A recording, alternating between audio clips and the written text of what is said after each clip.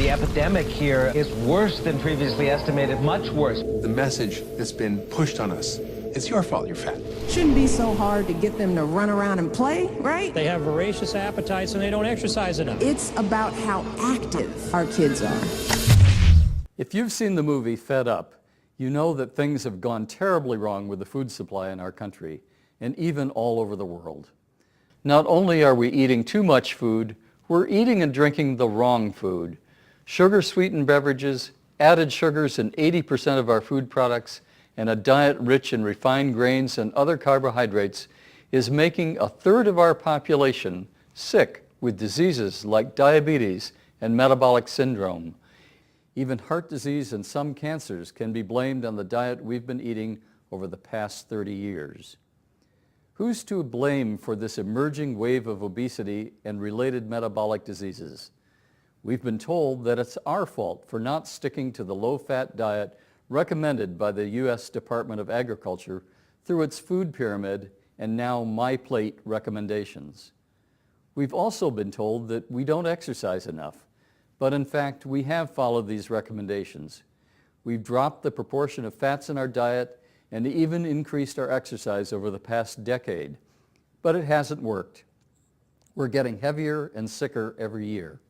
So something is terribly wrong with the advice we've been given.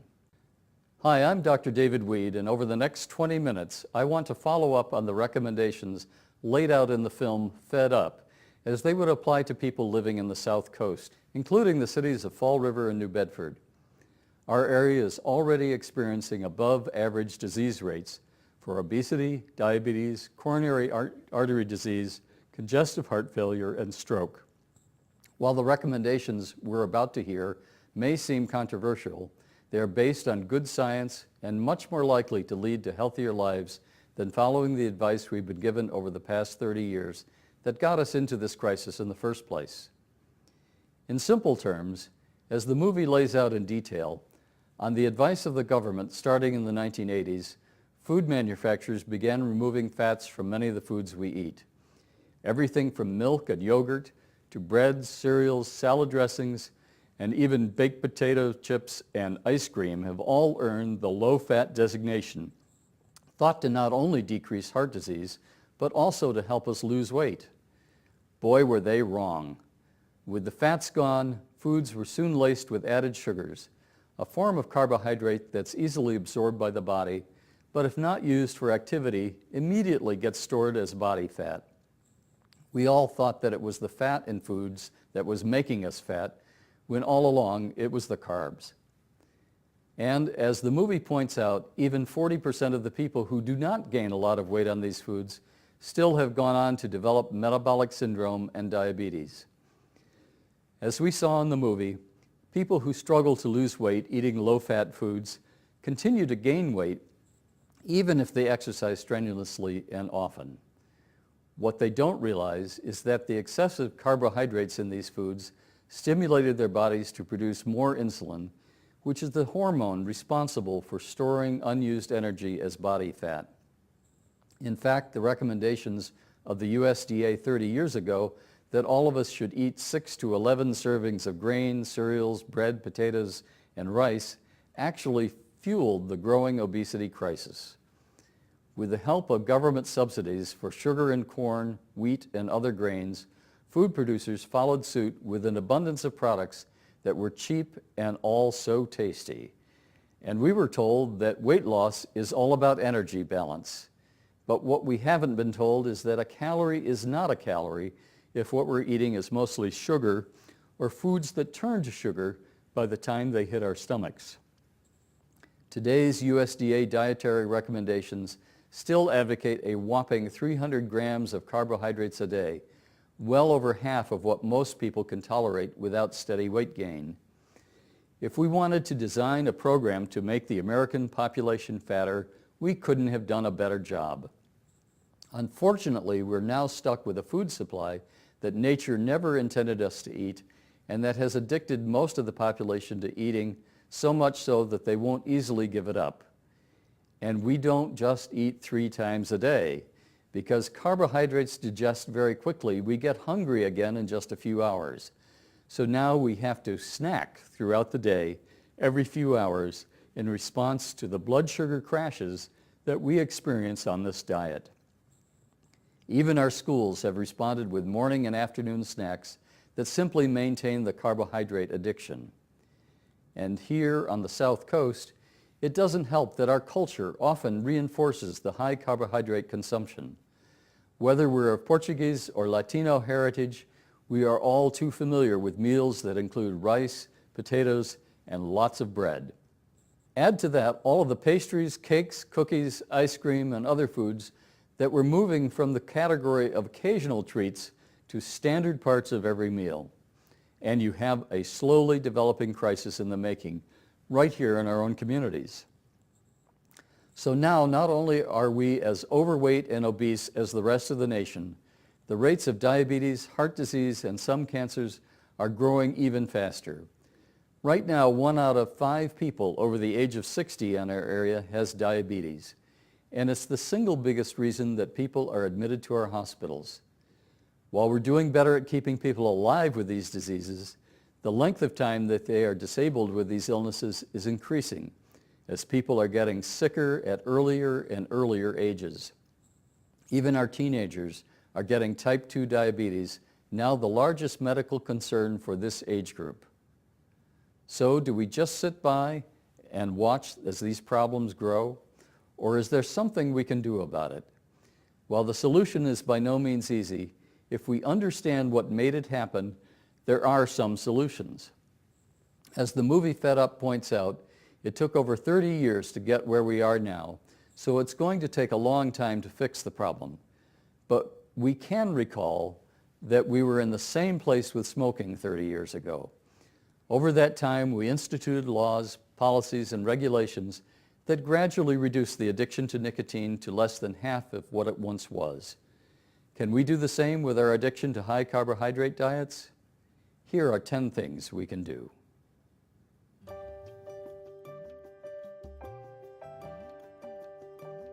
Drastically reduce the quantity of sugary sweetened beverages we consume. Already, many parents and our schools have gotten the message that soda is no longer on the menu.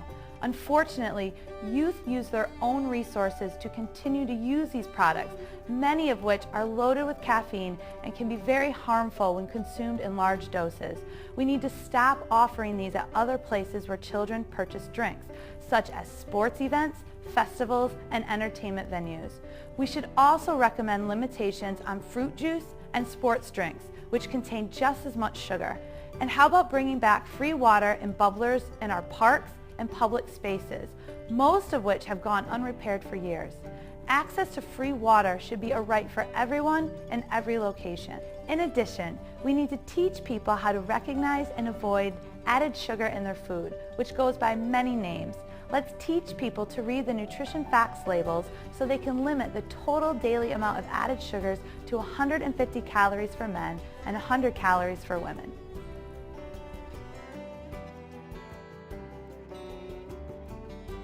Get more locally grown produce into the mouths of people on the South Coast. A century ago, our area was one of the largest producers of fruits and vegetables, supplying Boston and New York City with fresh food throughout the growing season. 50 years ago, we started growing houses and malls, giving up some of our best land and losing important farming skills and knowledge in exchange for food imported from thousands of miles away. Now, our local farmers struggle to break even. We can reverse direction simply by purchasing local produce, even when it costs a bit more. Every purchase is a vote for local farms and farmers. And in exchange, we get food that is not only fresher, but grown not for its shelf life, but for its taste and nutrition. Buy local is not just a slogan. It's an investment in the future of healthier nutrition.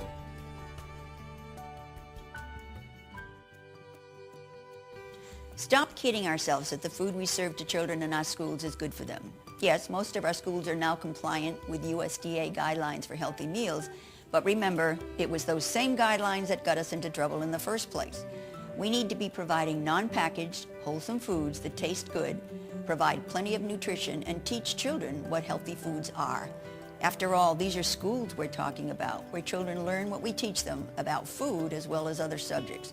So in addition to buying locally grown fruits and vegetables and preparing meals that do not depend upon the carbohydrates in potatoes, bread, and desserts to satisfy children's hunger, let's get creative and make meals that they not only like, but are good for them. And while we're at it, let's also make sure our hospitals are reducing the carbs in what they offer. It makes no sense to treat people for diabetes, then feed them high-carb meals when they come back for a visit.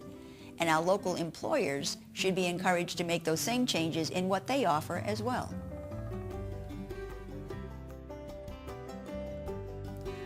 Move away from low-fat and fat-free products. Since the 1970s, we have been taught that fat is bad for us, but that is partially misleading. Recent research does not completely support the once accepted view that saturated fat increases the risk of heart disease and stroke. While trans fats, most of which are man-made, do appear to negatively impact on our cardiovascular health, the other types of fats have not been shown to do so in a recent study. We need to shift our mindset and open ourselves to include natural fats in our diet, foods like nuts and avocados. The Mediterranean diet is a prime example. There is evidence to suggest that the Mediterranean diet, which includes fish, poultry, nuts, and olive oil, may result in less cardiac and stroke deaths than a low-fat diet. The truth is that many processed low-fat foods on their own would taste terrible. To make them more palatable, manufacturers add sugar and lots of it. Now we are beginning to uncover the dangers of excess sugar. Our nutrition labels do not help. Without a percentage of added sugar listed on the labels to guide us, we can easily be fooled by focusing instead on the fat content. There is a movement underway to change nutrition labels to include the amount of added sugar, and hopefully our new labeling will help us make better choices. While fats may not be as risky as we once thought, this does not mean we should turn around and eat unlimited red meat, especially processed meats, which may well have their own negative health consequences. Leaner meats may be acceptable in moderation. It would be best if these animal products were the result of healthy conditions for the animals with more grass-fed and free-range farming. Healthy natural fats should not be avoided in the same way we have been led to believe in the past.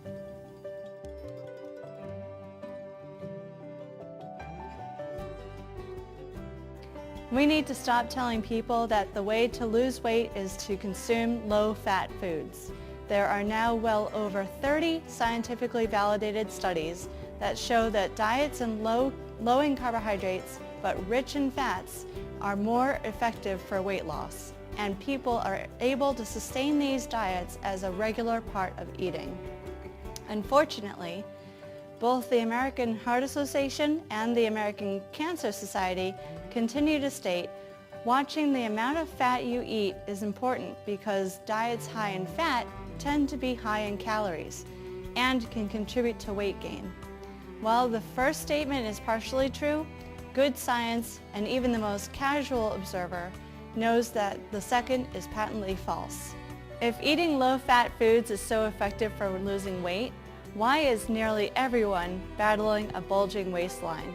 It's time to retire the low-fat diet craze and do something that makes sense to our bodies. Make some cultural adjustments when it comes to our favorite foods. Many people started eating a lot of starches like potatoes, rice, and bread because they are too poor to afford meats, nuts, vegetables, cheese, and other dairy products. While those starches fill them up, they also create poor populations characterized by overweight and illness. Today, most people can afford to eat better foods and should be decreasing carbs and adding healthier options. In America, we spend the smallest percentage of our budget on food than any other country in the world. Maybe it's about time we spend a little more on what we put in our bodies and less on other pleasures. Otherwise, we'll pay for it in the end with much higher medical and insurance costs for everyone. For those who cannot afford these foods, we owe it to them to see that our food pantries and soup kitchens serve healthier meals. A number of our local facilities are starting to do just that.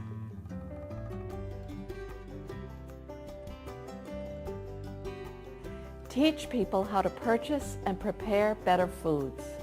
The easiest way to eat today is to buy something in a package. Chances are, however, that that product is high in salt, sugar, and refined grains. Selecting real food like vegetables, fruits, meats, nuts, and full-fat dairy products is a start, but you also have to know how to cook. The Fall River Mass in Motion program has produced 6 half-hour video programs that can be viewed anytime online that teach people how to purchase and prepare low-cost healthy meals that don't come in a box or a bag. The Women, Infant, and Children's Program, or WIC, also teaches thousands of mothers each year how to prepare healthy meals for their children. And programs like the Diabetes Association also teach people how to prepare basic recipes on a budget. Stop recommending high carbohydrate diets to people with diabetes. Unfortunately, even the Center for Disease Control teaches people with diabetes that a diet of 150 carbohydrates a day will help them keep their blood sugar in control. That's like telling an alcoholic that what they need is a couple of beers a day to help them control their addiction to alcohol. While not every diabetic can easily follow a low carbohydrate diet at first, everyone should be offered information on how to do it, along with the support that anyone needs to make changes in the way they eat. When they learn that fats are part of a healthy diet, they won't find themselves with the same cravings that they've always had on low-fat diets. And for those who are truly addicted to carbohydrates, we need to offer the same kind of support we provide to those with other addictions. Let's stop making food a 24/7 opportunity. If people eat small meals throughout the day that include fats and proteins like eggs, meats, cheeses, nuts, and plenty of low-carb vegetables, then constant hunger will not be a problem.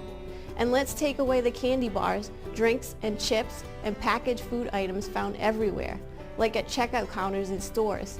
Even clothing stores sell candy bars at the register. What's that for? And let's stop making food the universal option in our workplaces. There are other ways to be hospitable than to offer food at every meeting, especially when the options are usually the foods that we should only be eating on occasion, if at all. We need to make exercise a regular part of the day. While we know from research that exercise by itself isn't the most efficient way to lower body weight, we also know that regular moderate exercise is good for us, especially when part of our routine and not as something we do once in a while when we have the time. There is more benefit over the long run from 2 daily 15-minute brisk walks than a 2-hour workout at the gym once a week, and even more so when adding some resistance training to help maintain muscle and bone mass, functional strength, and resting metabolism. The bottom line is that we need to make time throughout the day to be moving, whether at work or leisure. Can we find an alternative to those day-long conferences where the expectation is that we sit for hours on end without moving? People can listen just as well while standing up for a while. And meetings don't have to be in an office when a group can just as easily talk while walking. So there you have it, 10 recommended changes that can help us change course away from the poor nutrition and sedentary path we're following to a more natural way of living that fits what our bodies need. Of course, we didn't say anything about reducing stress, getting more sleep, or keeping our spirits up with joyous laughter and lots of communal celebration. But let's assume that we're truly in charge of the lives we're leading and not just enslaved by our political and economic structures that we have tolerated for so long. Making changes, even small ones, takes energy, sustained effort, and courage. But the benefits can be enormous, not only for ourselves, but for the generations who will inherit the benefits of our willingness to change direction.